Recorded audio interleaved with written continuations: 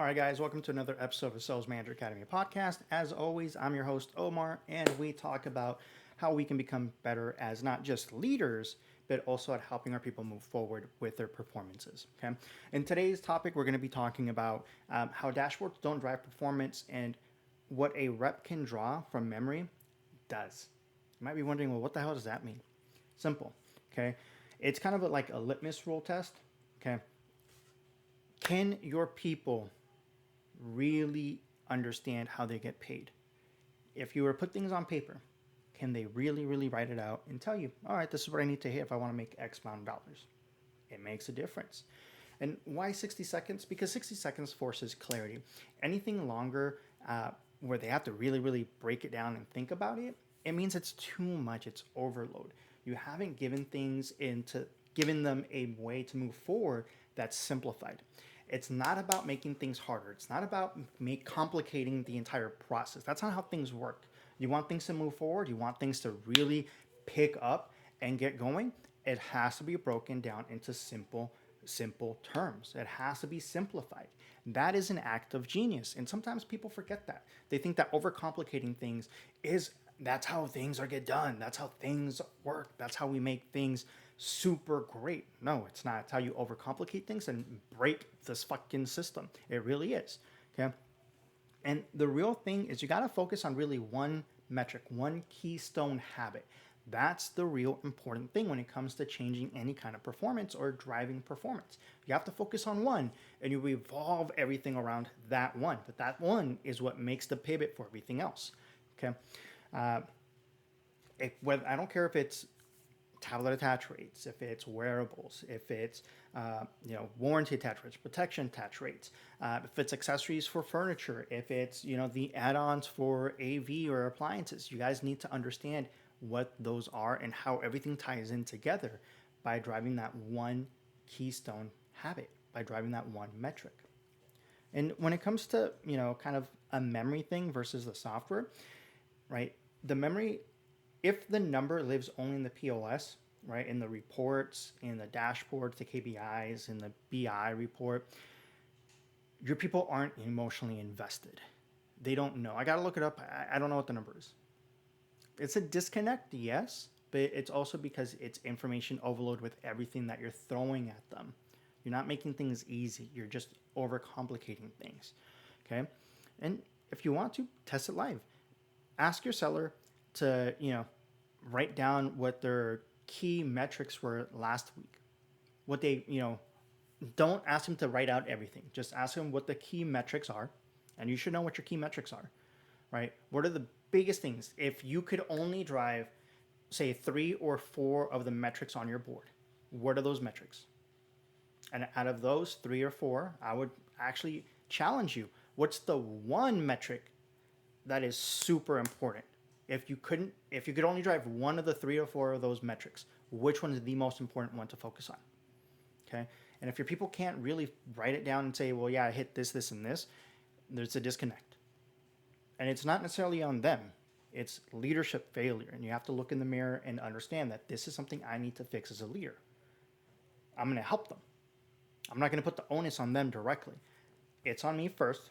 I need to make sure I'm doing everything I need to do as a leader. And then once I've done everything, then that's a different story. But you as a leader need to be the first one to be held accountable. And you have to hold yourself accountable to this, right? And that's where you start to see the difference in leadership styles and leadership teams, and those teams that value their leaders instead of, teams that hate their managers. Take that to heart. Okay. And you have to choose a true driver metric when you're doing this. That keystone KPI, it can't be a BS KPI that you just wish would lift. No, that's the wrong way to go about it. It has to be a legit KPI that really makes a difference for everything else and that can tie everything together. Okay, it kind of tells a story when you can weave it together, right? Don't lag. You got to lead. Revenue is a lag. Attach rates, margin, close ratios, those are your leads. That's what you're leading with. That's what you can tell what's going on. That tells the bigger story. The revenue will come. You need to focus on the things that are going to drive that revenue number, that are going to drive that impact. That's the important thing. Okay. You have to pick a metric that adds the most gross profit per opportunity, not per ticket, right? Per customer. Think about it. Yeah, they sold a great sell, and we'll just throw a number out there. Say it was $500, but it was across three people because it was one count, one customer, and the opportunity was $300. Compare that to the opportunity that was $250 for one person, right? Per customer, that one with the 250 was a lot more than the 300. That's where you need to really see the value. Like, okay, am I looking at it at a per ticket basis, or am I looking at the actual opportunities that are there? Well, those three customers, it was just a couple and a friend that they brought along to kind of help them pick out. Okay, does a friend need anything? Does a friend have any other, anybody else that they also help out? Are they a design expert, or what do they do? Have the conversation and then open up and leave, more, lead more. Don't leave things on the table. And those are coaching opportunities. But that's what we need to really focus on. That makes a bigger difference, right? And when you ensure that the metric ties back to a single daily habit as well, right? That's where you start to see consistency happen. Habits don't change overnight. They need to be done over a period of time. And it takes time to do this stuff. But little by little, we focus on the things that matter the most, that drive the most impact. We don't focus on the big change that is going to wane. We focus on the little things, asking one additional question per interaction, getting them comfortable, getting into that habit, and then we start to really build up that culture. But go back, watch the previous episode where we talked about understanding the pay plan structure as opposed to knowing the pay plan structure, because that ties into this conversation. Okay. And you guys, you need to understand that it doesn't matter where your people come from. If you're taking somebody that, right, you're in furniture sales and you have somebody who's coming on board and they have a wireless background. If you're in a wireless background, you're taking somebody that has furniture sale or appliance sales or AV sales. It doesn't matter what the background is. You still need to go through this, because it doesn't matter how long the individual has been in a certain sales industry. Yes, some of those verticals, right, a lot of our skills are going to translate, but there's going to be a lot of bumps in the road if you as a leader don't actually train and coach up, because there's going to be a lot of stuff that they don't understand, even within the same industry, right? Processes are different across different companies. Pay structures are different across different companies. The way things are done with like install teams, the delivery of products, services is going to be different. So all of that really has to be broken down. And part of that really comes down to the compensation structure, because you can tie everything back into that compensation structure. I'll tell you, when I used to do AV sales and appliance sales, and I used to coach my teams on this, I told them it wasn't about what you sell right now. Just because you sold it doesn't mean it's going to stick. I don't care about the front line number, that top line number. I care about the bottom line number. I care that it gets delivered. I care that it gets installed. I care that the customer doesn't want to cancel and return everything after installation. I care that, in 3, 6 months, a year, 2 years down the road, they want to come back to either do more business with us in different aspects, or that they're referring other people to us. Just because we sold it doesn't mean we're done. That's the beginning of the relationship, because there's going to be things that happen. And I would always tell my employees, my sellers, there is going to be issues. I'm going to tell you this right now. We need to make sure that we get ahead of it. We're taking a look at everything. If we do see that there's going to be an issue, don't wait for the customer to find out. Be proactive. Give them a ring. Like, hey, glad everything's going on. Just want to give you an update. Looks like we hit a snag. One of the vendors that's sending us this product, somehow it got delayed, or I got the product in, but the product was damaged. I don't want to send it out to your home like this. Let's go ahead and reschedule. I got another product on the way to replace it. It's just going to be a little bit longer. I know it's an inconvenience, but I'd rather this happen as opposed to us going out, because this is a key component, right? And I've had that happen plenty of times. It's a key component that we need, and we can't really do anything else without this one little piece. I kid you not, one of the ones I had was actually for a projector install, and it was the piece that mounted, and it was for a specific unit, and it wasn't like we can just buy this off the shelf. So that was very annoying. But the customer was very understanding. It was like, but you're giving me a heads up. It wasn't like the install was going to be tomorrow, right? The install, I think, was like a week, 2 weeks down the road.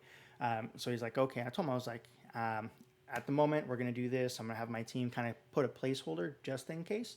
But realistically, we're going to be looking at this date, right? So I just want to give you that heads up. When you have open lines of communication, your customer's not always going to be happy, but they're going to be happy that you're being proactive about it and not dropping things on, at the last minute to tell them, because they also have lives. They also have things that they need to plan for.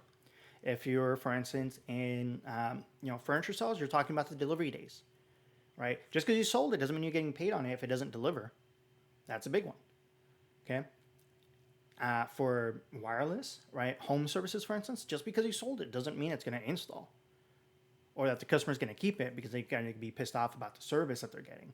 I've had plenty of times where I've told customers, like, I'm not going to, yes, you're coming in for this. It's available in your area. I'm not going to offer it to you, though, because of this, this, and this. Because I knew that, for instance, like some internet speeds in rural areas were very terrible years ago. Why would I do that? Just to get a number on the board that's going to cancel and come back and get an angry, upset customer who now wants to cancel and return the additional services that they purchased from me? And then on top of that, miss on that goodwill and rupture that so that they tell their friends and family not to do business with this store? No, it's not worth it. That's what you got to focus on. And when your team understands that, it goes a long distance. It goes a long way. It's very crucial for you as a leader to really understand that, and for your team to know that, because that's how you're going to start really driving a lot of the metrics, driving a lot of the momentum forward. Okay. Now, as a team, you have to really instill that KPI literacy on the sales floor. Your sellers have to understand this stuff too. But you can't just drop the dashboard on them and expect them to figure it out. The dashboard is just a dashboard. What is the story? What are we trying to figure out? What are the correlations? When you have that background information because somebody took the time to explain it to you, but you're not doing that for your team, you're letting them drown when they shouldn't. They should be, swimming like a fish, not drowning. So yeah, you can do stuff like daily huddles, right? Where you draw out like the key metrics in front of the team, and then, have a rep recreate it. That could be an option. You can quiz the sellers, right, on goals before a customer walks in. That's a good one to keep keep things fresh in their mind. But don't be, a dick about things and be like, oh, what's this? No, make it jovial, make it, fun, make it funny, make it exhilarating, make it something that's something I want to experience. And that sometimes can be hard for people. But once again, if you can break down the compensation structure where your team knows and understands it, instead of just knowing the pay plan, that's a step forward in the right direction. Okay? And guys, most of us already do this, but you have to make sure you update it. The scoreboards. It doesn't do anybody any good if you have a fucking scoreboard that has been updated in a goddamn week or two. Updated. You might not be able to be the one that does it all the time. So make sure everybody knows, like, hey, if you're in the back, you got a couple of minutes, boom, let's update this. Let's keep this fresh. Let's keep this up to date so that we know where it's what. And then, when we have actual downtime, I can adjust it and make sure the numbers are correct with what's on the actual system. Okay, cancellations, churn, whatever. All that stuff affects. So let's try to make this as legit as possible and as accurate as possible. So let's keep pushing forward. And the biggest thing too, guys, is you got to have time as a leader to do your coachings. Do coaching sessions whenever possible, and you can go through the KPIs that are important. I'm a big proponent of doing small 15-minute coaching sessions. It doesn't take a very long time, and oftentimes those hour or 2-hour sessions really can be broken down into 15-minute coaching sessions that are a lot more impactful and uncover a lot more than an hour-long, session on bullshit. You know what I'm talking about. Now, if you're wondering, well, how can we do this? How can I get this done? Where I don't need to be the one driving the metrics, because I'm helping my team really move forward and they're really getting after it. And they're the ones that are really moving the metrics forward. They're moving the needles with that stuff. And it's simple. Take a look at the description, right? Right now I'm streaming, but find me on YouTube. That's the easiest way. Links in the bio. You're going to get the full video description there, and I'll include the link to the training material that I'm talking about so that you can grab it for yourself and learn how to be able to break this down in 15 minutes or less so that you can have better performance, not just from your team, but from you as a leader for your team. That's the important thing, guys. Developing yourself as a leader goes a long way, and the more you spend time and effort and energy improving yourself as a leader is only going to improve your team as a whole. It's going to go a long way. You have to invest in yourself in order to be able to invest in your team. That's a very important thing. I know that firsthand from personal experience because that's what I used to do before organizations were paying for this kind of stuff. Okay? So grab it. You'll be able to download it. If you have any questions, follow me. Send me a message. Send me a DM. Right? Let's connect. And as always, guys, I want to say thank you once again for spending time with me here at Sales Manager Academy podcast. As always, I'm your host, Omar, and I'll catch you on the next one.